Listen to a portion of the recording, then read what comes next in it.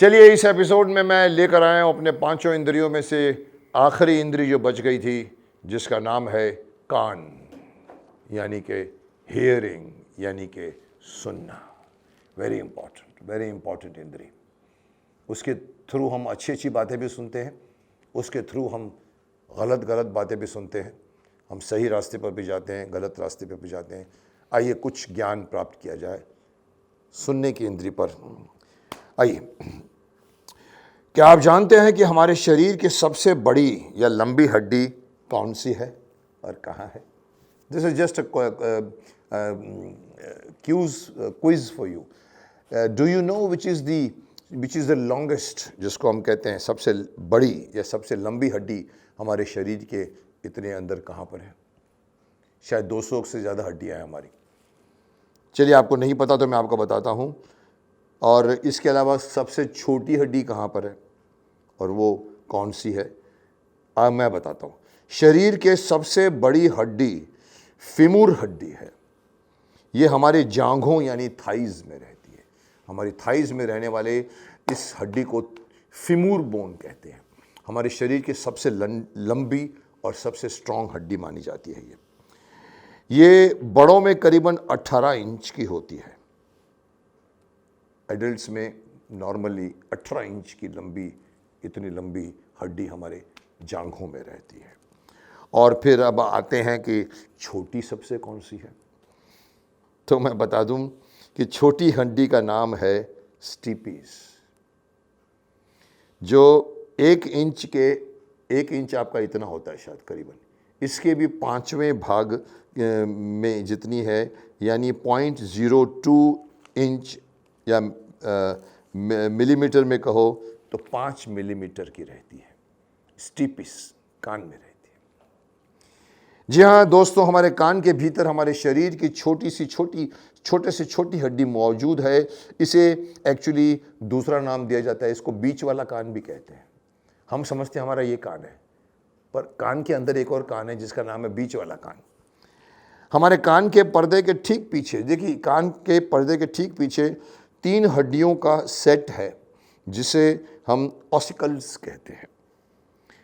ये स्टीपिस उनमें से एक है। बाकी 2 का नाम है मेलियस और इनकस। तो स्टीपिस, मेलियस और इनकस 3 हड्डियां हैं। मैं आपको थोड़ा सा ज्ञान दे दूं। कान आप सिर्फ बाहर देखते हैं।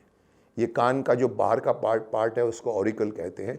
ये सिर्फ आवाज़ को लेने के लिए होता है, पर बनावट इतनी ब्यूटीफुल है कि इसके यहाँ पर पहले एक गुफा बनती है, एक गुहा है जिसको हम लोग बोलते हैं कानों की गुफा, जिसको हम बोलते हैं एयर कनाल।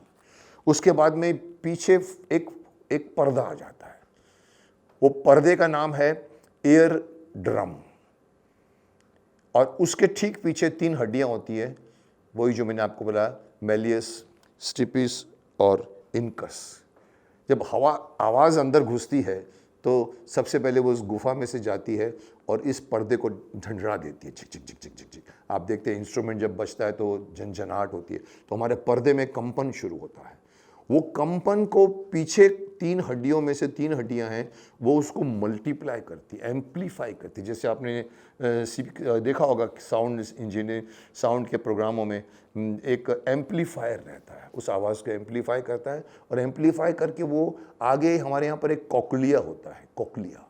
वो कोक्लिया के अंदर उसको एक जल होता है, उसको अंदर कंपन पैदा करता है और वो जो है उसको इलेक्ट्रिकल सिग्नल से हमारे शरीर के बाहरी सिग्नल को वो इलेक्ट्रिकल सिग्नल बना के हमारे दिमाग के जो केंद्र है दिमाग का, जिसको हम हियरिंग केंद्र बोलते हैं, वहाँ पहुँचाता है। देखते हैं आगे क्या लिखा है मैंने। ये तीनों कान के पर्दे ईयर ड्रम के साथ मिलकर, ये तीनों हड्डियां कान के पर्दे के साथ मिलकर बाहर से आई आवाज़ की लहरों को, जिसको हम साउंड वेव्स कहते हैं, उसको शारीरिक हरकत यानी कि फिजिकल मूवमेंट का रूप दे देते हैं। ये जो उसकी आवाज़ की लहरें को उस आवाज़ की लहरें तो ऐसे रहती है, उसको फिजिकल रूप दे देते हैं।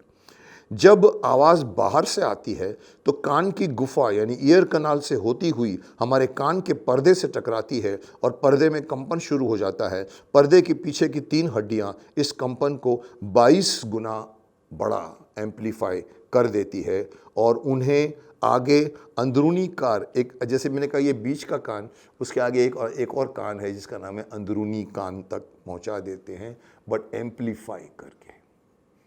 मेरी आवाज़ जो आप सुन रहे हैं वो आप तक पहुंचती है, आपके पर्दे को हिला देती है, पर्दे के पीछे जो हड्डियां हिलने शुरू करती है एम्पलीफाई करने के लिए, वो भीतरी कान और भी अंदरूनी कान को वो भेजता है, तब वो हमारे दिमाग लेके आगे पहुंचते हैं। जी हाँ दोस्तों, हमारा कान दिखने में तो एक ही कान दिखता है, पर दरअसल में वो 3 कान है, बाहरी, बीच वाला और अंदरूनी कान। 3 खा गए ना चक्कर। क्या आप जानते हैं कि आपके कान से निकलने वाला मोम, अभी देखो कई बार हम इवन रास्ते में भी बैठे हुए आपको मिल जाएंगे, नाई जैसे आदमी घूमते रहते रात को, अगर आप कहीं पर बीच में बैठे हो, कान का मैल साफ करने का है, कान का मैल साफ करने का है, उनके पास में ऐसे सुई जैसी चीज़ें होती हैं जिसके कॉटन लगा रहता है, आपको भी मज़ा आता है बीच में लेट के, और फिर वो आपके कान में चिंग चिंग चिंग चिंग चिंग चिंग चिंग करके फिर निकालता है, तो बोलता है देखो वैक्स निकला है, और आपको उसको खुशी खुशी कि हमारे मैल गंदगी निकाल दी, आप उसको पैसा दे देते हैं, पर आप गलत फहमी में हैं।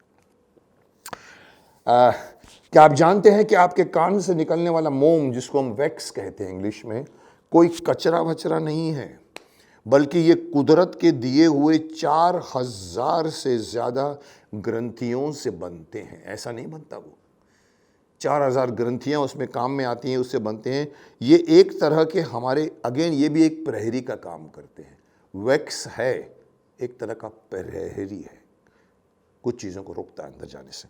वो प्रहरी का काम करते हैं क्योंकि हमारे कान आगे से खुले हुए हैं, क्योंकि अगर देखा जाए तो वी आर एक्सपोज्ड, हम कहाँ भी खड़े होते हैं हमारे कान बाहरी वातावरण की तरफ खुला हुआ है, कैसे खिड़की की तरह खुला हुआ है। पर वो क्या करते हैं कि हमारे उसमें हवा और धूल के माध्यम से कोई भी प्रवेश कर सकता है। जैसे कि मैंने कहा, हम जहाँ भी खड़े हैं वहाँ हवा आती है, कचरा आता है, धुआं आता है, कान के अंदर खुली जगह दिखती है, आपको तो दिखता होगा, तो छेद है यहाँ पर, तो वो घुस सकता है। वो कीड़े मकोड़े भी हो सकते हैं, वो भी घुस सकते हैं, हवा में कीटाणु उड़ते उड़ते कोई मच्छर घुस गया आपके। लेकिन हमारा ये मोम वैक्स मुस्तैदी से अपने अंदर उसको फंसा लेता है। कोई भी अनवांछित चीज़ अंदर जाने लगती है तो वो जो मैं मोम दिया भगवान ने, वो उसको ट्रैप कर लेता है, वो उसको ट्रैप करता है, वरना अंदर जाकर वो हमारे कान के पर्दों को खराब कर सकता है। दूसरा काम ये मोम क्या करता है,